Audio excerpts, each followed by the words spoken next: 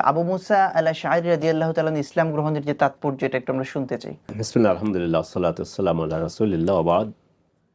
আবু মুসা আল আশআরী রাদিয়াল্লাহু তাআলা আনহু, তিনি তো ইয়ামানের অধিবাসী ছিলেন। জি। আজ ইয়ামানবাসীরা এখন 1450 বছর পরে এসে তাদের একজন আবু মুসা আশআরী ছিলেন, তাদের একজন হোজাইফা ইবনে ইয়ামান আছে। ওদের নাশিদ, যেটা ইসলামিক নাশিদের মধ্যে এখন বর্তমান, আমি কিছুদিন আগে একটা নাশিদ শুনতেছিলাম যে হুনা আল ইয়ামানু, তারপরে আরবিতে বললে তো আমাদের দর্শকরা বুঝবে না, যে এখান থেকে আমাদের বীরেরা ইসলাম গ্রহণ করেছে, আমাদেরকে সম্মানিত করেছে। একটা ইয়েতে আসছে হুম সফওয়াতুন, তারাই হলো পরিচ্ছন্ন এমন মানুষ, রাফাউ সুবহাতা আহমেদা, রাসূলের সংস্পর্শে আসার কারণেই তারা সোনার মানুষে পরিণত হয়েছেন। এছাড়াও রাসূল সাল্লাল্লাহু আলাইহি ওয়াসাল্লাম ইয়ামানবাসীদের জন্য তিনি দোয়া করেছেন এবং এক জায়গায় বলেছেন তিনি, আল ইমানু ইয়ামান ওয়াল হিকমা আল ইয়ামানিয়া। এলেমুল ইমান হলো ইয়ামানিদের ইমান, এবং প্রজ্ঞাটাও ইয়ামানিদের ইমান। এটা না যে উনি আরবের লোক, সৌদি আরবের লোক, বা এখন তো সৌদি আরব, আগে আরবের লোক, হেজাজের লোক, উনি এটা বলেছেন, ইয়ামানদের সম্মান বেড়ে গেল।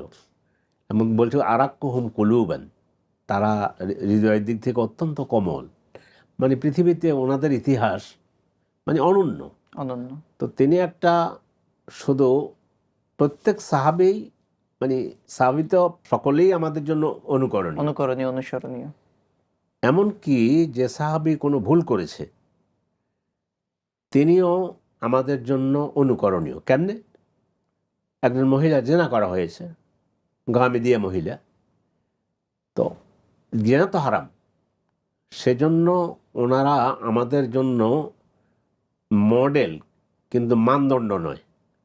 তো আমি যেটা বুঝাতে চাচ্ছি আমার দর্শকদেরকে, সেটা হচ্ছে আবু মুসা আশআরী রাদিয়াল্লাহু তাআলা আনহু, বা এই যে মহিলা সাহাবীর কথা বললাম, কিভাবে মডেল হয়ে গেল।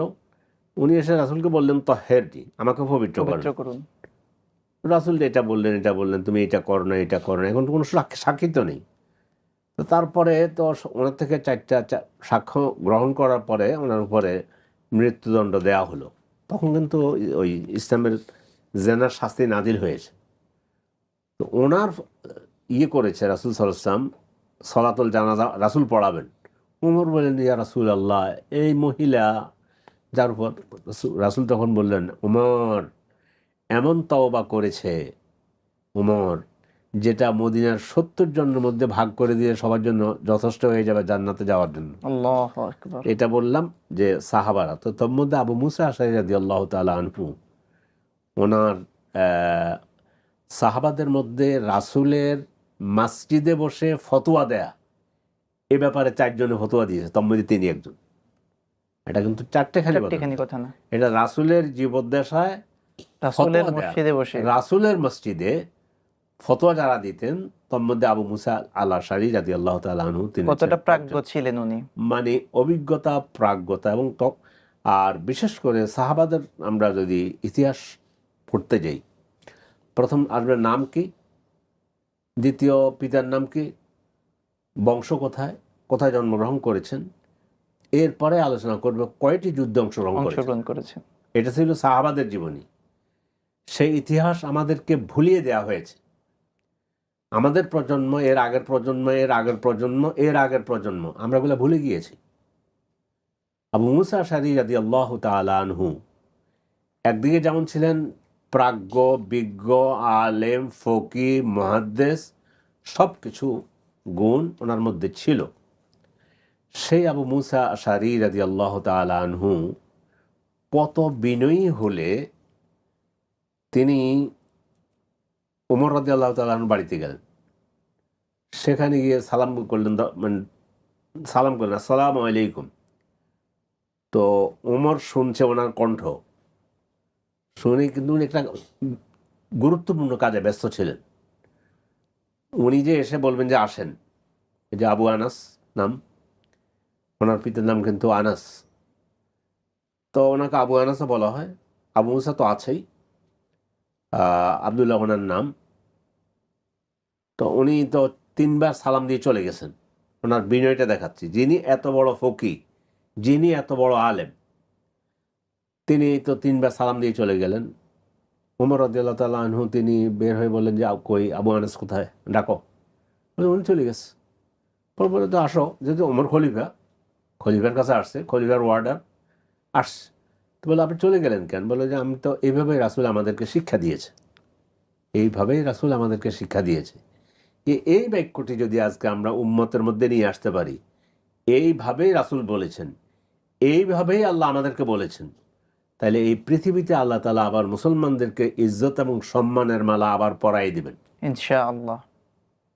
তো বলে যে এইভাবেই তো আমাদেরকে রাসূল শিক্ষা দিয়েছে। উমর বলল তো এটা তো আমি জানি না, আপনাকে সাক্ষী আনতে হবে, কারণ উমরের এটা বলার অধিকার আছে, উনি খলিফা, আবার ওটা মাসালা উনি জানেন না, এটা ওনার জানা নেই।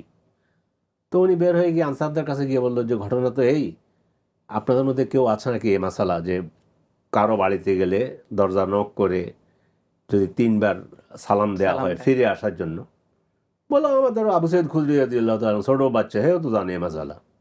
ওনাকে নিয়ে যখন গিয়েছে, খলিফার অবস্থা দেখেন, তখন আফসোস করে বলল, আল্লাহ, এই মাসালাটি দুনিয়ার কাজকর্ম, রাজত্ব অথবা দেখভাল অথবা ব্যবসা বাণিজ্য, এগুলো এই সব কিছু আমাকে এই মাসালাটা জানা থেকে দূরে রেখেছে। কিন্তু শিখলাম কি, আবু মুসা আশারির মতো একজন ব্যক্তি, তিনি এটা বললেন না যে আমি এত বড় একজন আপনাকে বললাম, আপনি বিশ্বাস করলেন না, আবার আমাকে সাক্ষী আনতে বললেন। তো সব কিছু মিলে উনি ওনার ইতিহাস, বদর যুদ্ধে তিনি অংশগ্রহণ করতে পারেননি। তিনি যেটা করেছেন সেটা হচ্ছে আল্লাহ তাআলা ওনার মাধ্যমে অনেকগুলো বিজয় দান করেছেন, যে সাহাবাদের জীবন আর বিজয়। এখন আমরা ইসলাম বললে শুধু মিলাদ আর শবে বরাত বলে কিছু একটু মিষ্টি মিষ্টি খাওয়া, এটা বুঝি। আপনি ইতিহাসের এমন কোনো সাহাবী পাবেন না যার জীবনীতে এটা লেখা নেই যে ইনি কয়টা যুদ্ধে অংশগ্রহণ করেছেন। ইনি বদরে অংশগ্রহণ করেন, সেটাও লেখা হয়েছে, ঐতিহাসিকরা লিখেছে। তো এছাড়া এই যে ওনার এই মর্যাদা, ফতুহাত, বিজয়, জেহাদ, যুদ্ধে অংশগ্রহণ, এগুলো ইতিহাসে স্বর্ণাক্ষরে লিখিত থাকবে। এর সাথে রাতের বেলায় আল্লাহর সাথে সম্পর্ক। আমরা মানে যদি দেখি, দিনের বেলায় ফরসান অশ্বারোহী, রাতের বেলায় আবেদ জাহেদ হয়ে গেছেন। রাসূলুল্লাহ সাল্লাল্লাহু আলাইহি ওয়াসাল্লাম তার জন্য এত কিছুর পরও তার জন্য আবার স্পেশাল একটা দোয়া করলেন। সেই দোয়াটা হচ্ছে আল্লাহুম্মা গফির লি আবদিল্লাহ ইবনে কায়েস, আল্লাহ আবদুল্লাহ ইবনে কায়েসকে আপনি মাফ করে দেন।